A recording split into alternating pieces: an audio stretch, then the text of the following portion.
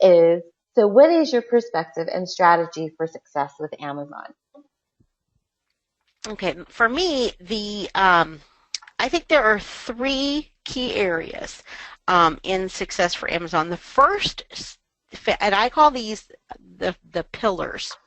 You have to have support beams in a building, and so these are the support beams that sort of hold up the whole business. The business is not about operations. Operations is buying product, shipping product. That's operations. You are the CEO of your company. Okay, you're not a worker.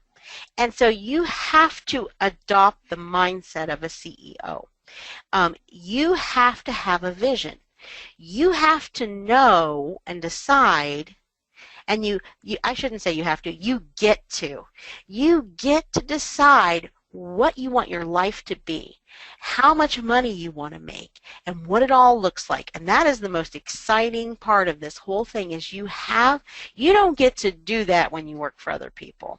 Okay? No. You might get to envision sitting in the corner office and working and living there and eating Chinese takeout every night, but you don't get to envision, most people are just excited to just be able to think about their week of vacation they get every year. This is I've heard this phrase used by other people, and it's true. It's a lifestyle business, meaning you get to choose how you work, when you work, and how much money you make. So that is the absolute foundation. Before you even start, learning doing the operational part, you really have to have that vision and mindset, and you have to be very clear about it, and then you have to know what steps are necessary to make that happen. You can have all the pieces to the jigsaw puzzle, but if you don't put them in the right order, you got a mess on your hands. You don't get the big picture.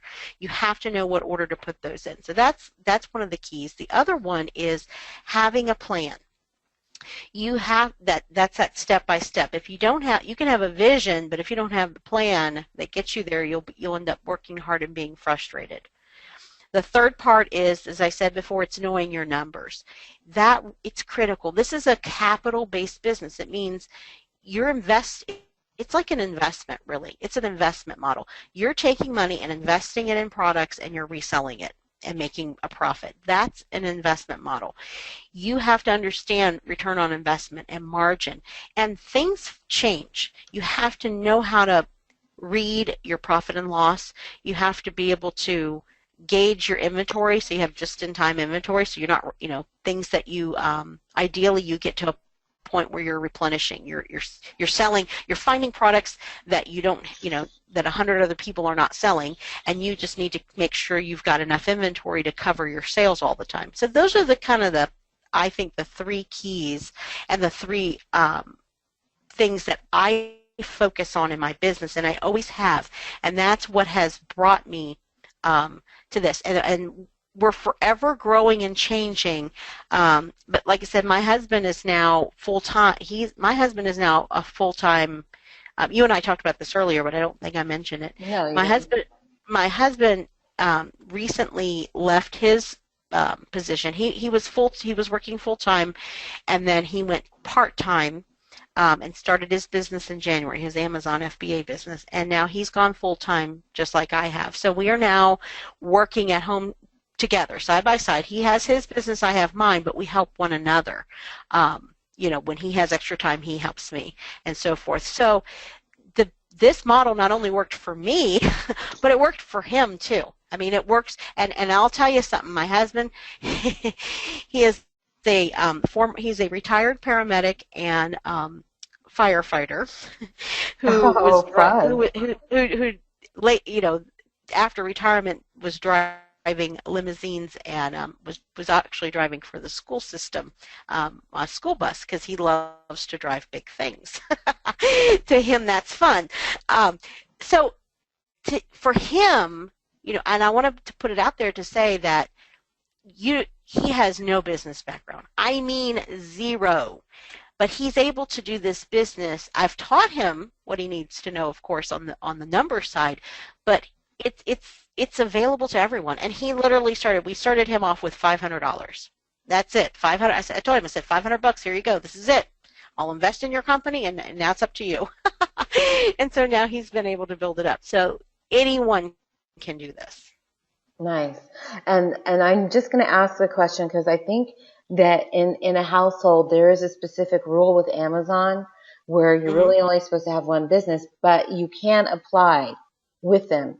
Is that what you did? Yeah, I asked permission.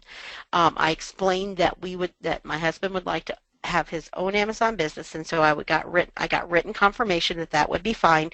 And we keep things separate. Like, he has a separate bank account that he uses. He has his own credit card and bank card that he uses, and he has his own laptop. And he does not log into my account ever on my computer. I mean, on his computer, and I don't log into his. I mean, we keep everything very much segregated, and that way Amazon doesn't ever think that, you know, we're opening, you know, that one person opened two businesses. But that has worked just fine for us. Oh, good. You know, I'm glad I asked because that's something good for me to know for the future. Because I have little plans that whoever that future somebody is has no clue that I have little plans. And, you know, I mean, we have the choice. I mean, he could have just joined my business, but I felt it was important for him to do his own, because I think you learn best by doing, and he needed to learn, and I didn't have time to sit with him and teach him every single little thing. You know, I just didn't have time for that. So the other part of it is that I think he gains an appreciation.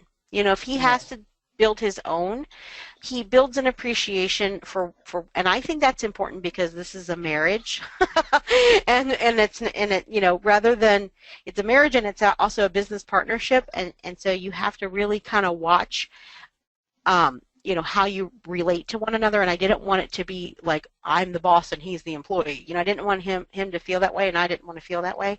So by having the two different businesses, I feel that has eliminated that issue.